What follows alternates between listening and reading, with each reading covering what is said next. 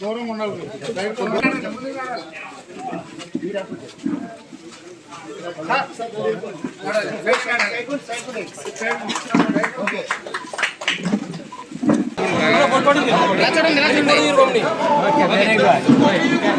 అలంకరించవలసిందిగా కోరుతున్నాం.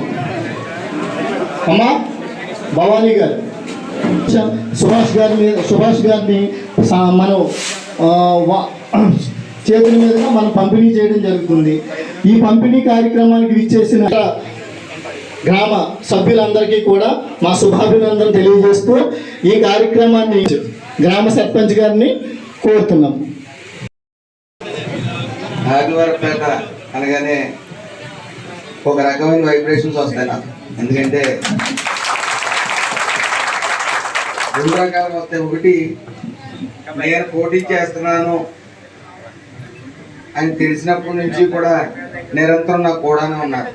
ఇక్కడికి వచ్చినప్పుడు కూడా విజయోత్సవ ర్యాలీలాగే తీసుకెళ్ళారు. అది ఎప్పటికీ మర్చిపోలేం. అదీ కాక బిలో పవర్టీ లైన్, అంటే మొత్తానికి పేదవాళ్ళు అంటూ ఉన్నారంటే ఎక్కువ శాతం ఇక్కడే ఉన్నారు. అది ఖచ్చితంగా చెప్పలేము. ఎందుకంటే పనులు లేక, ఆ రోజు నేను వచ్చినప్పటికి పనులు లేక ఉండటం ఒక ఎత్తు అయితే, మొన్న ఇక్కడే ఉంటారో తెలియదు కానీ నాకు పెద్ద అయిన వీడియో మాట్లాడారు. ఇక్కడ ఉన్నారా? అయితే ఆయన కళ్ళకు కట్టినట్టు ఇక్కడ జరిగే వ్యవహారాలు క్లుప్తంగా చెప్పారు.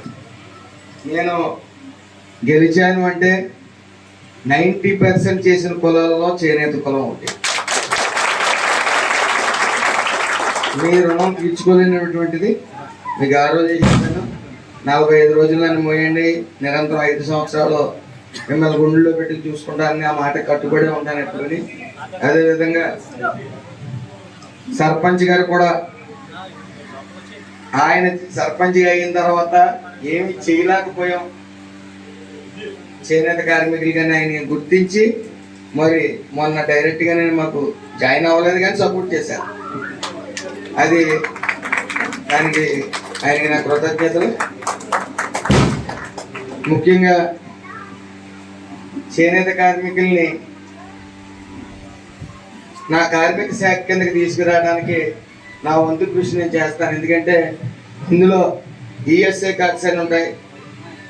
ఈ ఆరోగ్యశ్రీ కార్డ్స్కి ఈఎస్ఐ కార్డ్స్కి వ్యత్యాసం ఏంటంటే, అందులో ఆరోగ్యశ్రీలో కొన్ని రోగాలకి అక్కడ వైద్యం ఉండదు.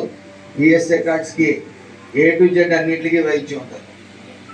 కాబట్టి ఈసారి చంద్రబాబు నాయుడు గారు ముఖ్యమంత్రి గారితో రివ్యూ ఉంది. ఆ రివ్యూలో కూర్చుని మీరు పడే కష్టాలు, మిమ్మల్ని చేర్చుకోవాల్సిన అవసరం కూడా ఆయన వివరించి వెంటనే చేనేత కార్మికులు అందరినీ కూడా ఈ కార్మిక శాఖలోకి తీసుకోవాల్సిందిగా విన్నవించుకుంటాను. అలాగే ఈరోజు నాకు చాలా సంతోషం. ఆ ఎన్డీఏ కూటమిలో మనమే సభ్యులమే కాబట్టి కేంద్ర ప్రభుత్వం నుంచి ఈరోజు ఈ పథకాన్ని సుమారు 52 లక్షలు సుమారు ఈ ఆదివారం క్లస్టర్ విభాగంలో ఈ పనిముట్లు మీకు అందించడం చాలా సంతోషాన్ని ఇచ్చింది. వెంటనే చేసినట్టు ఏదేమైనప్పటికీ మీ సమస్యల పరిష్కారం ఇంకా చాలా దూరం తీసుకెళ్ళాలి. అలా ఆపుకోవాలి. మీ యొక్క వస్తువుల ధైర్యాన్ని వాళ్ళు తీసుకోవాలి. తీసుకునే దిశగా ఆల్రెడీ లోకేష్ బాబు గారికి మీరు 90,000 మెజార్టీ ఇచ్చారు చేనేత కార్మికులు అందరూ కలిపి. మరి అది ఆయన దృష్టిలో ఉంది.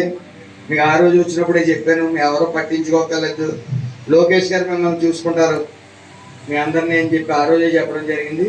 అందులో భాగంగా ఆయన చిత్తశుద్ధితో పనిచేస్తూ ఉన్నారు. మీ అందరికీ ఇప్పుడు చేనేత కార్మికులకి మీరు పడే కష్టాలకి మీకు మార్గం అనేది ఖచ్చితంగా అతి త్వరలోనే మీకు మార్గం అనేది చూపించడం జరుగుతుంది.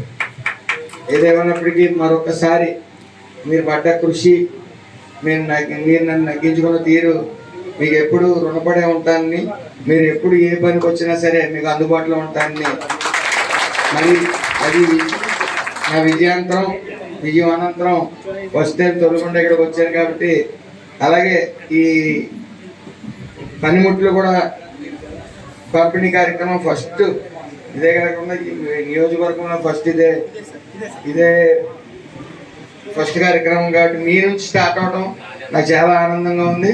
అలాగే మీ యొక్క కుటుంబ సభ్యులు కానీ కుటుంబ పోషణ నిమిత్తం బయటికి వెళ్ళిన వాళ్ళు అందరూ కూడా వెనక్కి తిరిగి వస్తారు. మనం స్వర్ణ ఆంధ్రప్రదేశ్ని 5 సంవత్సరాల్లో చూడబోతున్నాం, ఇందులో సందేహం లేదు. కాబట్టి నారా చంద్రబాబు నాయుడు గారు, ఇటు పవన్ కళ్యాణ్ గారు, ఇటు లోకేష్ గారు 24/7 రాష్ట్ర అభివృద్ధికి పాటుపడతా ఉన్నారు. అది మీ అందరూ గుర్తించాలి. చంద్రబాబు నాయుడు గారు ఫస్ట్ క్యాబినెట్ మీటింగ్లో నాకు ఒకటే చెప్పారు, నేను పడుకోను, మిమ్మల్ని పడుకోనివ్వను, మీరు ఎప్పుడూ కూడా ప్రజలకు అందుబాటులోనే ఉండండి, ప్రజలకి సామాన్యుల్లాగా మీరు ప్రజల్లోకి వెళ్ళండి అని చెప్పారు. నేను అదే విధంగా ఎప్పుడు మీకు అందుబాటులోనే ఉంటానని మాటిస్తూ సెలవు.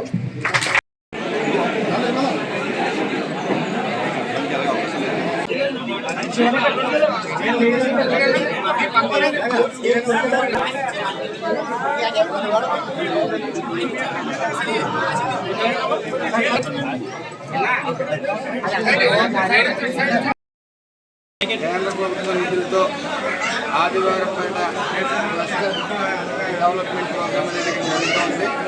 సుమారు 52,80,000తో మిషన్లు ఈ క్లస్టర్ విభాగంలో ఈ యొక్క పరికరాలు పనిముట్లని ఇవ్వడం జరుగుతూ ఉంది.